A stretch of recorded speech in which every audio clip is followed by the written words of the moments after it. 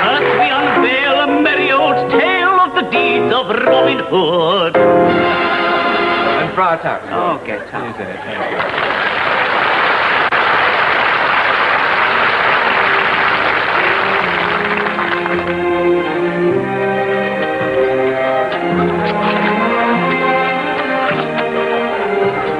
By the holy Hamlets and Bruno's Bickers!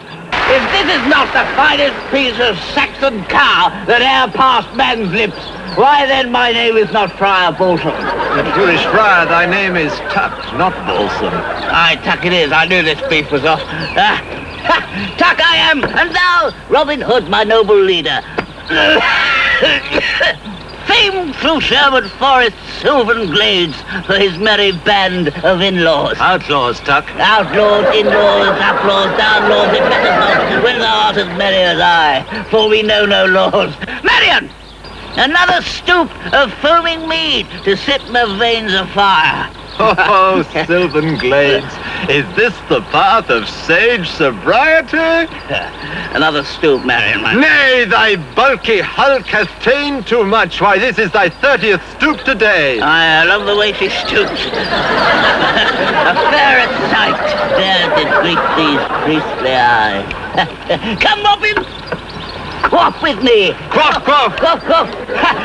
For mead, ne'er maid, nor man, nor maid, morose, nor melancholy. Would you mind saying that again? Couldn't bother. Another stoop, Marion, my lady. Nay, Marion, staunch them.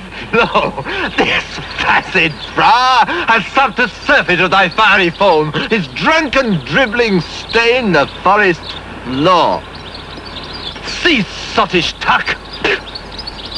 I tuck a sot. I tuck a sot. I tuck a priest a sot. I tuck a priest, thou a sot. A sot. I a sot. A priest. I priest a sot. I no man lives that dare call Sire suck a sot. Sire suck a sot. Come, Robin. Fight with me, and then we'll see who's sot or not. I have no wish to fight you, fuddled friend. Art fearful, Robin? Fearful? I, Robin Hood?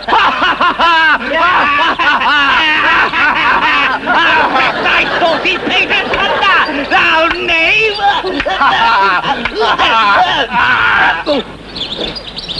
By the spleen of St. Amon! Art now convinced, foolish friar? A lucky blow, no more. But now, let's test our skill with gut and bow, and see who has the truer shaft.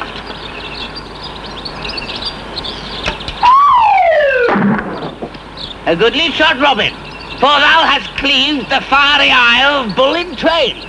A picturesque metaphor. I thought you'd like that. But hist, mine own shall split thine in twain. Groan, guile for gut. Bend, sturdy you.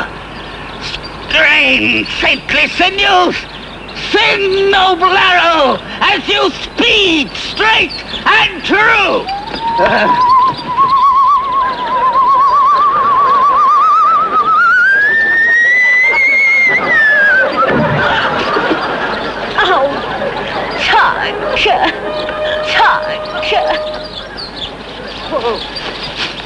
Oh, Marion, sweet Marion. Oh. Now seest thou, Tuck, what sottishness and drunkenness hath wrought. Oh, Marion, thou shalt stoop no more. Never shall the fiery brew touch Tuck's lewd lips again, for I shall die with thee. These horns belie the sheriff and his motley crew.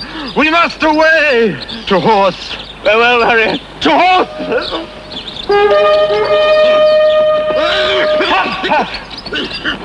Make haste! Save thyself, Robin! Save thyself! For these legs that once were as mighty as yon sturdy oak are now as frail aspens that shiver and shake at the zephyr's slightest breath. Or in other words, I'm stoned out of my mind again. Make haste, good Tuck. To horse! To horse! To horse yourself. Up! Taken away! The sheriff's horns draw nigh. Come, trusty Trigger, go! Away to ventures new. Oh dear, I think I'm going to be sick. You know, Tuck, sitting behind you like this makes me suddenly aware of how remarkably fat you've become. You ought to go on a diet. Really? You ever thought of popping along to the Sherwood Forest Health Club? It's a very good place. Very good idea. They've got all the equipment. We'll soon whittle away thy extra power. Still, it's here the Sherwood Forest Gymnasium. Yes, sir, here. And not here enrolling 3 of my merry men beneath these pined walls. Thank you very much. Here's the new star. Thank you. Ha, ha, ha, ha, ha, ha. Little John, my old friend. My goodness, you've lost weight. Good to see you. Oh, you little John. Tom Tit as well.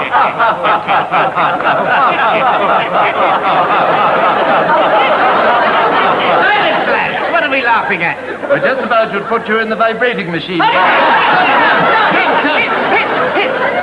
I'll tell you a tale of yesteryear. Music maestro, please. I'll sing you the song of Alan the Dale. Come on, man. Come on, me boy. Come on, me merry man.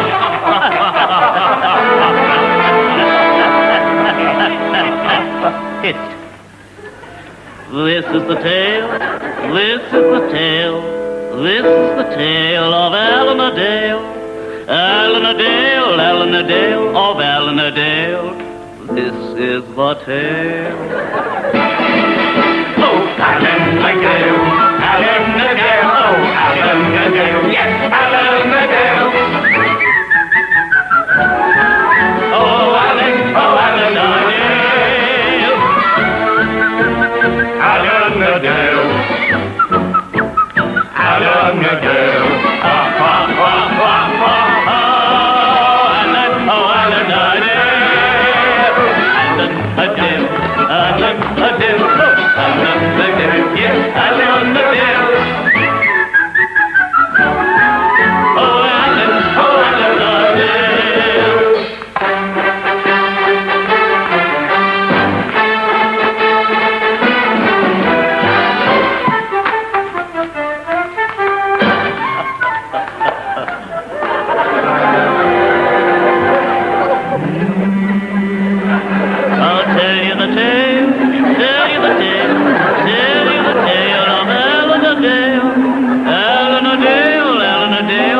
Alan a Dale.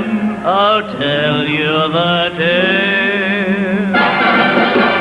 Tell us the tale, tell us the tale, tell us the tale of Alan the Dale. Oh, Alan the Dale. There have been many famous names in the history of mankind. Some are born great, some achieve greatness, and some have greatness thrust upon, of whom by no means few have served to serve the name of England's green and pleasant land. But there is one whose claim to fame, by mention of his very name, all other claims is put to shame. So if you will hear of untold glory, gather round and listen to this story.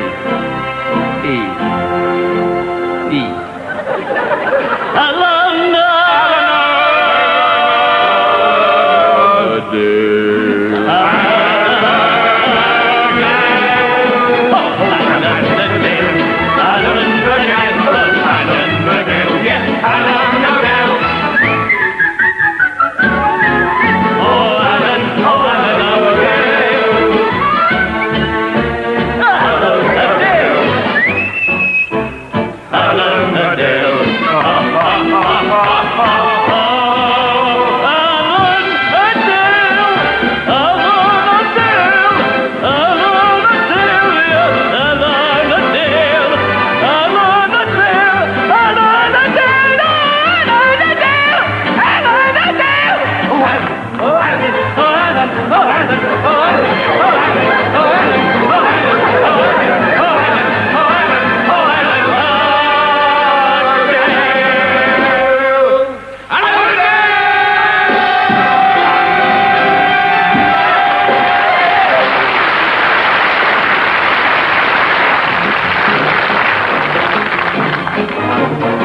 Herman Hermit's reports.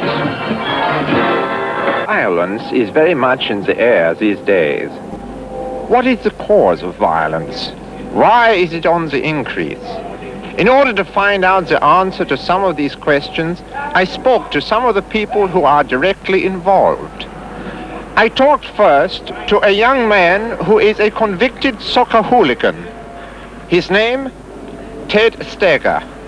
Ted, tell me, what drives you to this violence at football matches? Well, I normally take my dad's Vauxhall or else I nick the nearest vehicle. Yeah, of course. What I was meaning was, what are the causes of these fracas on the terraces in which you are involved? Well, of course, now you're asking about the fracas on the terraces. Yes, I am. Well, I'll tell you straight off, I do not start the fighting myself. You mean you are provoked? I never retaliate unless provoked, right? Take last Saturday, for instance. In the stand, I'm waiting for the football match to start. Very patient, quiet. A small, quiet, dangerous, Hitler-type bloke comes and stands beside me, blatantly flaunting a rosette, purporting to be representative of the visiting team of thugs who are about to sully the verdant pitch of the 11 good men and true of Stourbridge United. This is your team, Stourbridge United. Yes, S-T-O-U-B-R-O-D-G. We are the champions, Stourbridge. I'm sure you are. And what did you do then?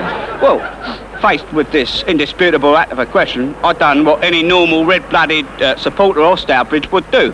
I asked him politely for a light, and while his hands were in his pockets, I laid one on him, didn't I? We are the champions! So without this provocation, no violence would have occurred. I mean, I never start fires, I only finish them. Hey! Thank you, Ted Steger. I wonder if we can learn something about violence in human beings by studying violence in the animal kingdom. Professor Luboski, in his book on aggression, has pointed out through his experiments that spiders are often driven to fury by certain colors. For example, the blue bottom of a bluebottle fly will cause a spider to go mad with rage. Perhaps some crowd hostility towards the police can be explained in these terms. More likely it can't. Nevertheless, I spoke to Inspector Necker of the yard about it. Well, you know, I think the only way we're going to be able to cope with this problem, and let's face it, it is a problem. It's a big problem, and we've got to face it, so let's face it fair and square in the face. If we're going to face this problem of the rising tide of crime and violence, I think we in the police have to be eternally vigilant. I think vigilance is the watchword here, because if we aren't vigilant, then we're not going to detect the crime. And if we don't detect the crime, we can't find out who did it. And after the vigilance, of course, comes in the digilance. We've got to be digilant, going round from house to house, searching the house, looking for fibres in the pockets, vacuum cleaning bodies, you see, inspecting the teeth, seeing if the teeth tally with the bullets found in the corpse, this type of thing. Modern forensic medicine, plus watches, hovercraft, and sort of two-way radios are wonderful aids to the police. But of course, even with all these modern aids, we still rely on you, the general public. We need you. Because without you, the general public, going out and actually committing the crimes, then there's nothing at all for us to do. Thank you. Good night. Strong views from the police. I then decided to ask an ordinary member of the public her views on violence. My husband Ronald is a manure spreader, and of course when he comes home, his clothes are very filthy, and he only has to come through the door, and I go, and I nose about, and a couple of spoonfuls of your stuff in the wash makes it come out beautiful and clean. Don't I understand? I was asking about violence, madam. Oh yes, that's the one with the hole, isn't it? I can't tell it from butter. Madam. Thank you. I then decided to give up speaking to ordinary members of the public, and I talked instead to Justin Honeyblade, one of London's leading male models who has strong views on the subject. I'm quite convinced that violence is a product of frustration. I mean, if one is some sort of spit in a boring, dismal job, then of course one's going to need an outlet and veer towards this violence thing. Sorry, Stephen. Shall I do it? I think it's factually important that one finds a satisfying, meaningful, absolutely fulfilling type of work. Sorry, Johnny. Sorry. And then, of course, the whole problem never arises, does it? Justin Honeyblade sees the answer in more creative outlets for young people. I spoke next to Mrs. Agnes Cladowade, a lady magistrate of many years' experience. I've been on the bench now for 40 years. And you know, whenever I have one of these strapping young thugs up before me, I feel an overwhelming desire to communicate, to get through to them. It seems so tragic to me to send one of these young, healthy boys down to a Borstal institution where they're only going to meet and rub shoulders with hardened criminals. So what I usually do is to sentence them to about 6 months light dusting round at my house. There's 2 of the lads now tizzing up a bedroom. I think it does them good, and I know it's getting me somewhere. A worrying problem in some parts of the country is the undoubted increase in so-called senile delinquency. Old people, frustrated perhaps by their dismal and drab surroundings, are seeking excitement in a life of crime. I asked 2 such persons, the notorious Fred and Deirdre Nimble, what led them to this kind of antisocial activity. Well, it's all the young people's fault, isn't it? I mean, we're only following their example. You see them wandering around, getting all the publicity, loads of money in their canary fashions and everything like that, smoking LSD. Well, it's high time the old people had a bit of fun, isn't it, Deirdre? What? I said, isn't it, Deirdre? Oh, yes. I mean, you're always reading about some young thug getting hold of an old lady, smashing her down and nicking her handbag. It's high time we nick their handbags, isn't it? What? Nick their handbags. No, I haven't got any knickers in my handbag. I'm wearing those pair because it's rather chilly, Yes, isn't it? of course it is, love. Very chilly. Forgive her, Eamon, but old Ironside's been a bit deaf in the last decade. She's not too well. Oh, yes, I heard every word you said, mate. She hears what she wants, let's face it. She hears what she wants. I asked them to recount some of their latest crimes. Oh, well, of course, the last big job we done was the Peckham Hospital tooth snatch. It was a classic crime. You remember that? Tooth snatch. We got information, you see, from other tea leaves in underworld contacts and that there was a sizable hoard of teeth out there. So we went down there disguised as outpatients, as invalids. I took along my crutch, you see my crutch there? Well, it's an exploding crutch. I only had to go boom, boom, boom, boom, boom, and everybody's dead. It's just a wonderful weapon, isn't it? You just bang them away like that. Anyway, while Deirdre diverted the doctor's attention with one of her coughing spasms. So similar to the horrible noise you just made then, I made off with the teeth, and we got a sizable hoard, didn't it? Still got the teeth. I've still got some down my blouse, if you'd like to see any. Still got plenty down her blouse, if you like some.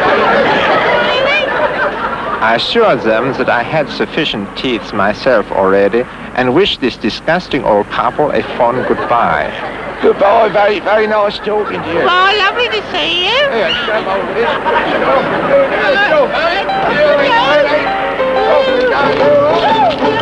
Deirdre and Fred were ugly-looking people, but let me tell you, people, they were the devil's children. Deirdre and Fred began their evil doings one lazy afternoon down Wilston Way. They stole some milk and then made off with some bread. Got clean away in a stolen wheelchair, thinking they were miles ahead. Acting upon reliable information, the police administration laid a deadly ambush. Deirdre and Fred were strolling by the dustbins when 2 of London's finest opened up on them.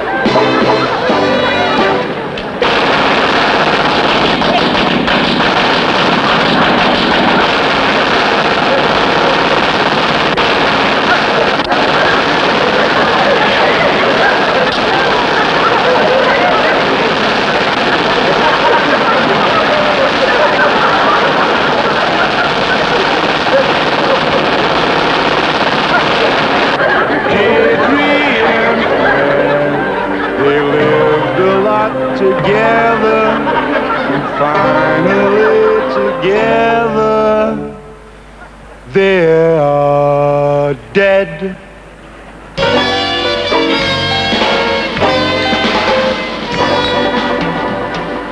The lesson surely is plain.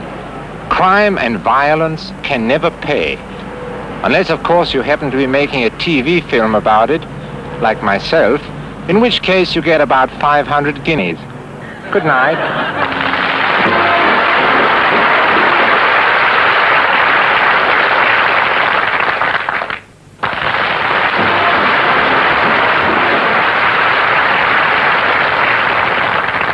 And now we have pleasure in introducing the traffic. Oh, traffic. Traffic. Thank you very much. The traffic.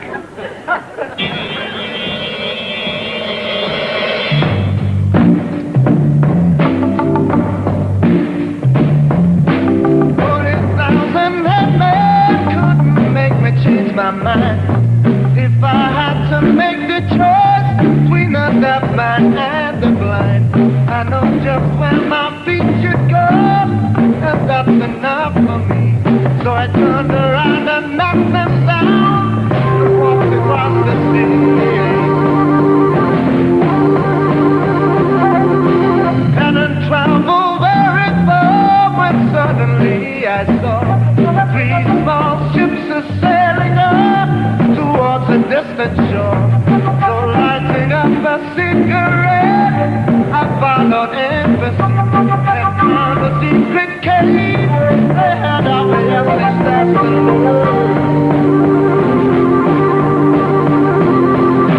but I got my pocket, even stuffed up my nose. Well, I got something between my head and toe.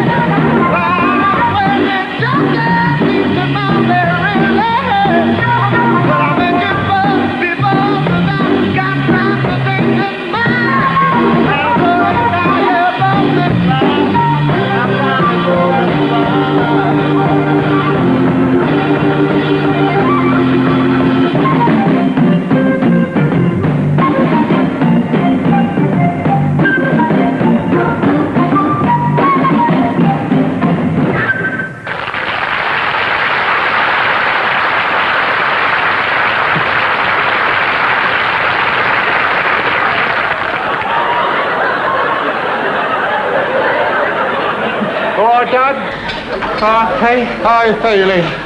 All right, a bit tired, you know.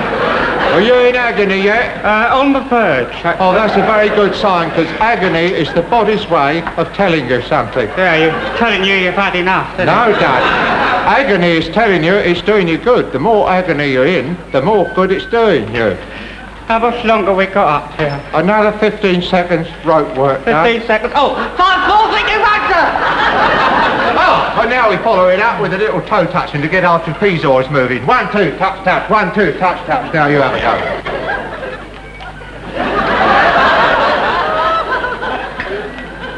I can't get down there, Pete. Do you think you could touch my toes? I'll touch yours next time. Well, it's not really getting the full benefit of the exercise, Dad, but as this is your first workout, I'll touch them this week. All right, 1, 2, touch, touch, 1, 2, touch, touch. There, your knee's bent, that doesn't count. Come on, let's go and have a sauna bath. It'll do you good. Hold on, I want to rest a bit, I'm exhausted.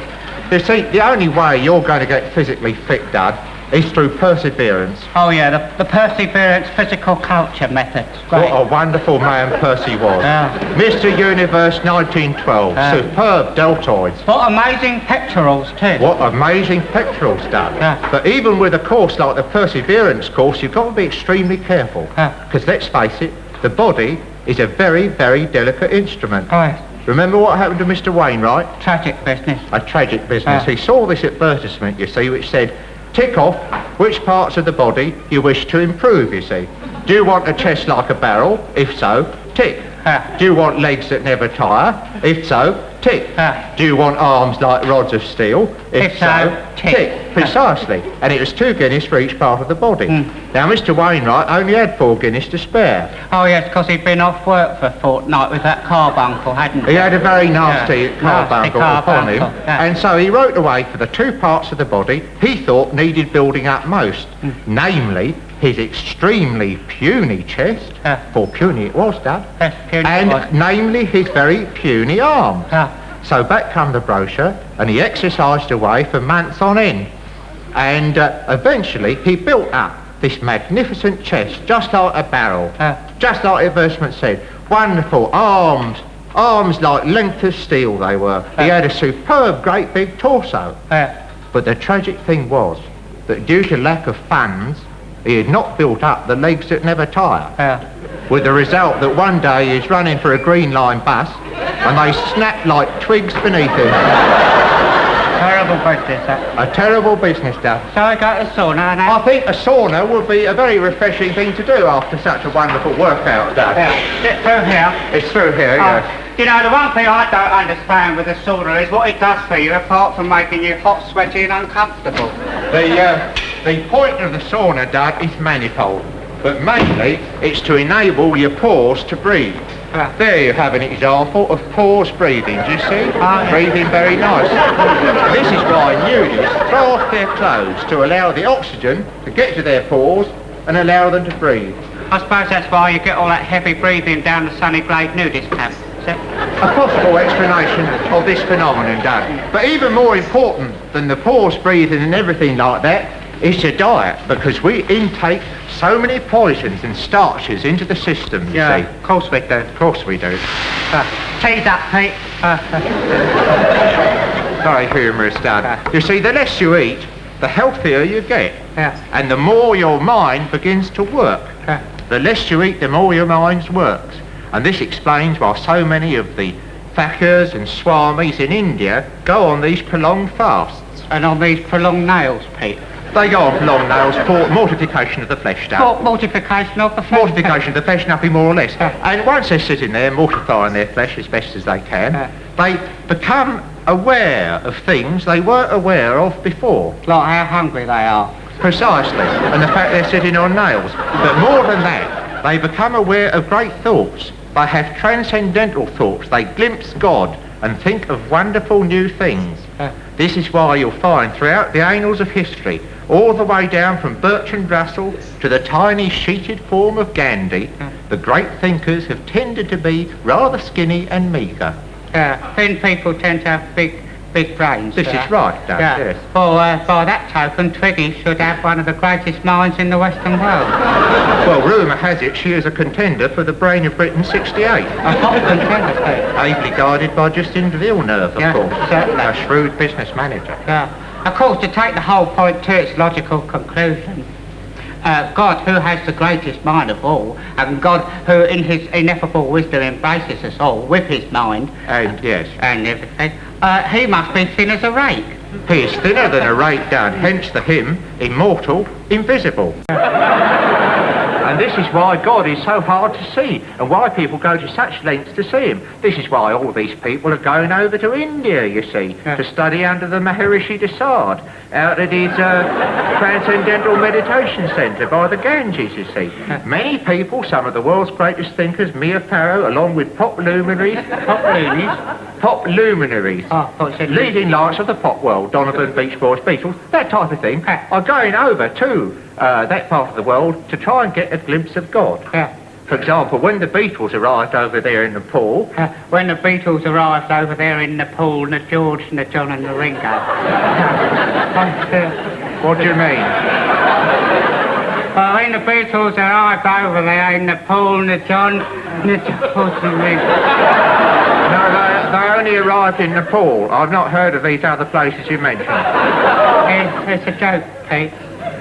Oh, I see, a play on words based on the Christian names of the Beatles, John, Paul, George and Ringo, adding the prefix n to make a somewhat ludicrous pun. An amusing sally, Dad, but scarcely germane to the rather serious discussion we have in hand about God at the moment. My apologies for introducing such a flippant note into this. Apologies accepted, Dad, but don't do it again. Point taken. Shut up. Anyway, when they arrive there by the Ganges, you see, the Maharishi Desard comes over to them, the wonderful bearded mystic, and he hands them some flowers with a wonderful, warm, greeting giggle. Very similar to the noise Stu uttered, but slightly more warm and human and wonderful. And then he takes them off to their tent and comes over to them and whispers a mantra in their ears. What's a mantra? A mantra, Dad, is a secret word you've got to remember. Remember, a mantra, remember. Here, what you hit me with that bunch of old twigs for? This was to get your nerve ends tingling and to shut your face. Oh, A mantra is a very important thing which is geared to the individual psyche and personality traits of the undergoee. You see, they choose a word which suits everybody. The Maharishi chooses it, and then you say it to yourself endlessly, and you go into a trance and think transcendental great things using the 2/3 of the mind what are not used usually. You could do it now if we could choose a mantra for yourself. Well, it makes you go calm, does it, when you repeat it? Exactly. It makes you extremely calm and very sort of lucid. Yeah. So if you could choose one to suit your psyche, what kind of word would suit your psyche? Word for me. Jane Russell. Jane Russell might well be a very suitable mantra. Yeah. Right. Let your mind go blank. Right. Have you done it? Oh, yeah. Not a very difficult step for you, I imagine. Now your mind's blank. Repeat your mantra. Jane Russell. Jane Russell. Is this supposed to make you go calm? This is the desired effect, Dad, yes. It's not working with me. I'm coming over all unnecessary. What's that? He whispering a mantra to you? No, he said it's the old. How right he is. No course of physical training is complete without sensuous, sinuous beauties, dancing to amazing rhythms. So here with a steam medley of the very lovely Sauna Showstoppers.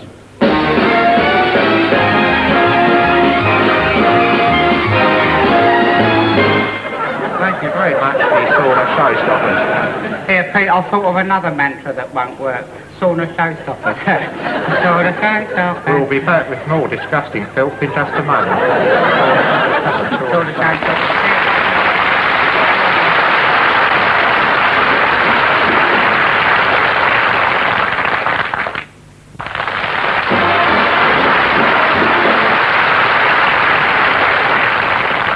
The Dudley Moore Trio, who are playing Lillian Lust from the film Bedazzled.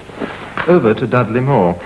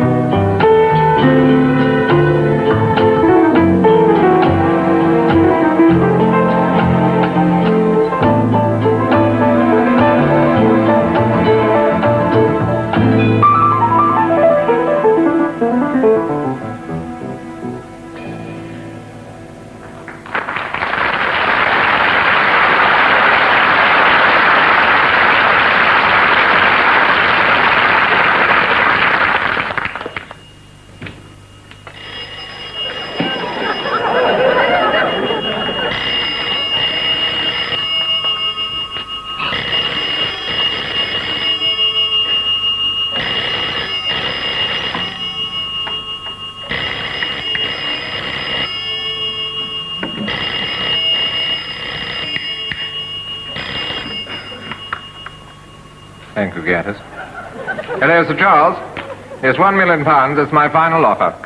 I'm sorry, I can't go any higher. £1 million, take it or leave it. Very well, £1 million, 1 and 11 We've got a deal. Operator, would you get me New York, please? No, on the telephone. I don't want to buy it. Thank you. Would you call me when you've got a line? Yes, it's very urgent. Thank you. Come in. Hello, Father. What was that? I said hello. No, you said something after that. You said hello something or other. I said hello, Father. Hello, Father. Oh, you must be, Edward,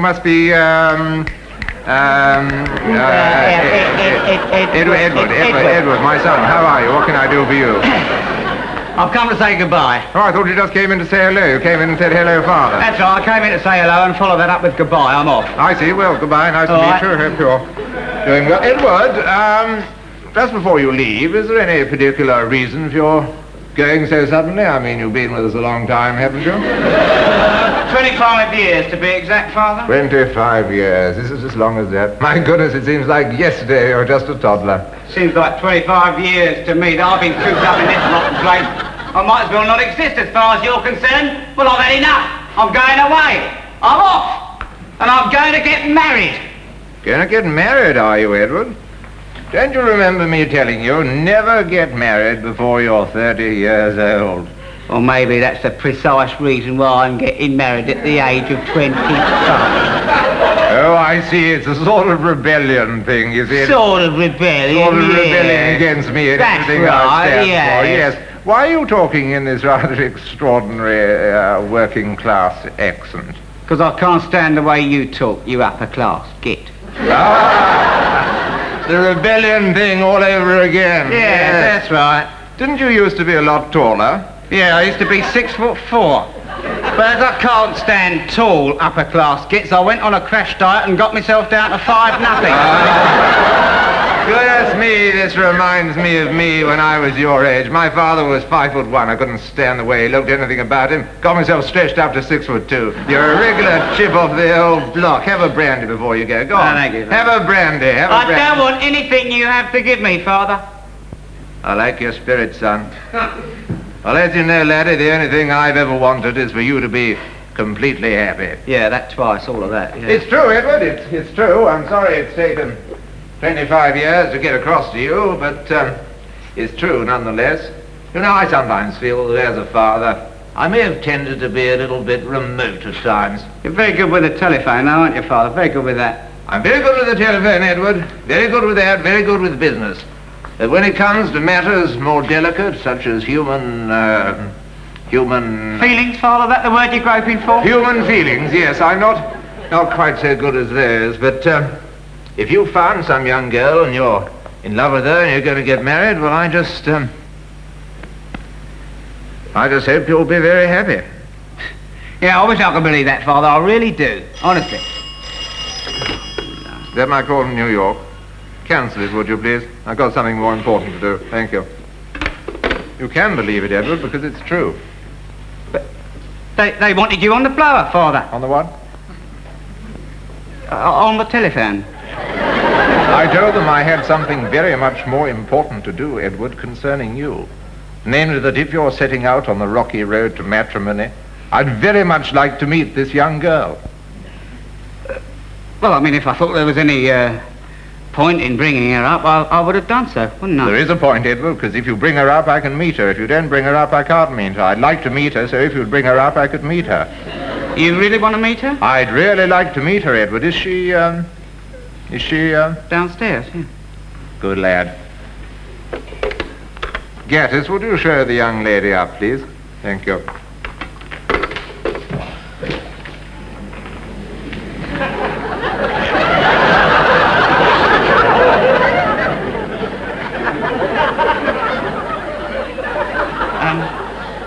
Thelma, darling, this is Father. Father, this is Thelma, my fiancée. How do you do? Is there any chance at all I could have a peek at her, look into the box at all? Yes. Thank you very Mind much. how you go. Thank you very much, Edward. Hello? Hilma! How are you? Hilma, darling, would you put the torch on? Thank you very much. That's much better. Are you keeping? Lovely weather we've been having. This sun is doing a lot of good for the wheat. So I'm told in any case.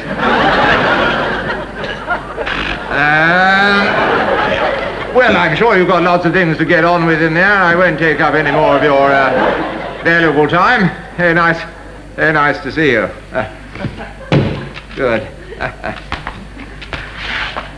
Well, Edward, my lad, I think you've done very well for yourself. She's a beautiful little thing. I think she's an absolute sweetie. Terribly nice. She seems very quiet.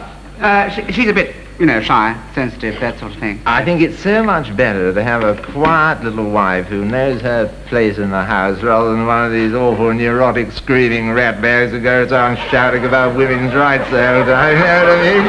Couldn't agree more. What about the wedding? What arrangements have you made? A very quiet wedding, I think, Going to have the vicar lowered in the top, are you? Yes, I think so. Reverend Spendle's awfully good belly. You thought about the honeymoon at all? Got yourself a double box made? Hey! I like your style. There's just one thing before you two. Young lovebirds dash away into the night. It'd be awfully nice if Thelma could have a word with your mother. Do you think Mummy would like to see her? I think they get on like a house on fire. Gatters, show my wife in, would you please? Here's a good fellow. Oh, cheers. And here's... Martita, my darling, come along in. There we are. This is Thelma, this is Martita. I think we might as well leave the little ladies to have a bit of a chin wag, you know what they are. I'm glad you got rid of that ghastly accent. It never really suited you, you know.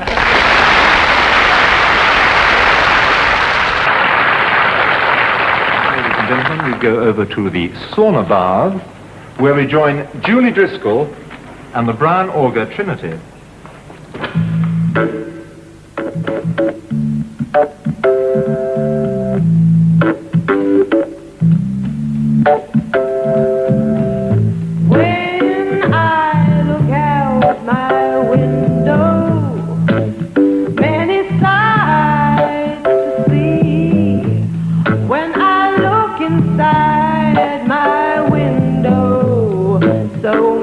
Different people to be, and it's strange, mighty strange.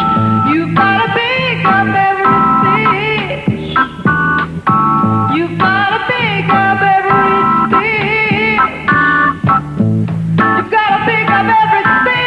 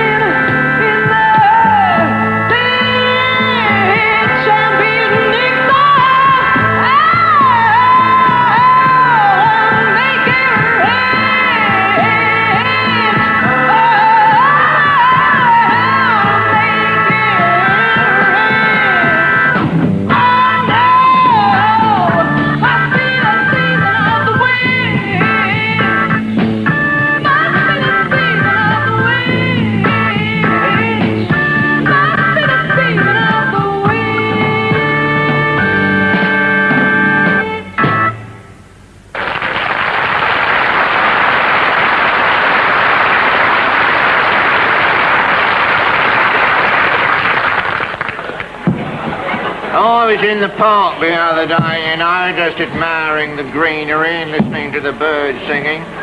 Suddenly this enormous dog come up to me, about 5 foot long it was, with great bristling hair and very outstanding eyeballs, grabbed hold of my leg, pulled me into Marlene Dietrich's sitting room. We sat down, had a few drinks, one thing led to another, and she kicked me out on the ear. Really? No, it didn't happen like that. No. You must have had some interesting experiences with all your times in the East India Line, eh? Oh, no. Yes, you must have had some wonderful times sailing round the Horn single-handed with those 15 women aboard. No.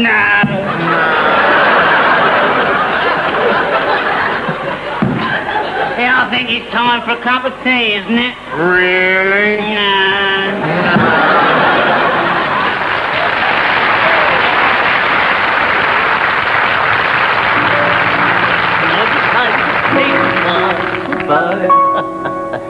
Now it's the time to yield a sigh. Oh, yield that sensuous sigh, baby doll. Thank you. Now it's the time to wend our way until we meet again some sunny day.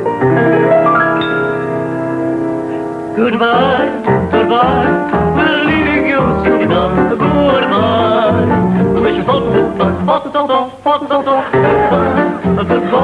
We'd like to thank very much our guests, Julie Driscoll and the Brown Auger Trinity, also the traffic, not to mention Edith Flynn, who did so much to make all the makeup on our knees so very successful. I've never seen better knee makeup in my life.